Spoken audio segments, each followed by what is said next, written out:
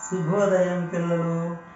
ఈరోజు మరొక ఆణిముత్యము రత్నము లాంటి పద్యము 12వ పద్యము చెప్పుకుందాం. వేమన శతకంలోది.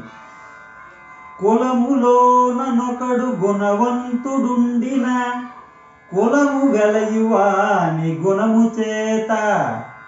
కులములోనొకడు గుణవంతుడుండిన కులము వెలయువాని గుణము చేత. వెలయువనములోన మలయజమున్నట్లు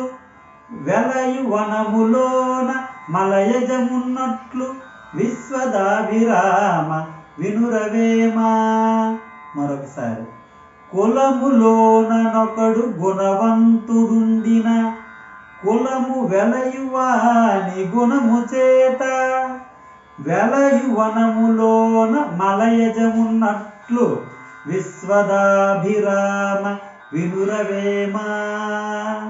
ఈ పద్యం యొక్క భావం, ఒక వంశంలో, ఒక వంశం అంటే ఒక ఇంటిలో మంచి గుణవంతుడు ఉంటే ఆ ఇల్లు ఆ వంశం అంతా కూడా గొప్పది అవుతుంది. అబ్బా, ఆ వంశంకి ఏంటో చాలా గొప్పది అని అంటారు. అంటే కులములోనొకడు గుణవంతుడుండిన కులము వెలయువాని గుణము చేత.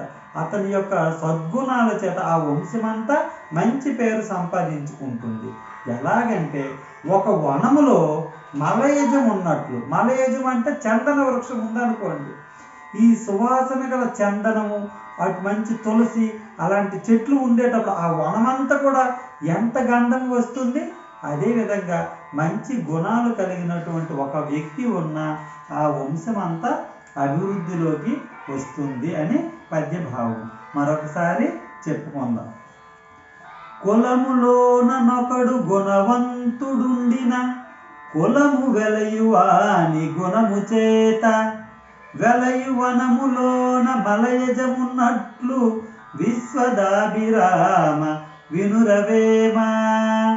మరి మనం కూడా మన వంశానికి మంచి పేరు, కీర్తి ప్రతిష్టలు తీసుకువద్దామా మరి? Thank you.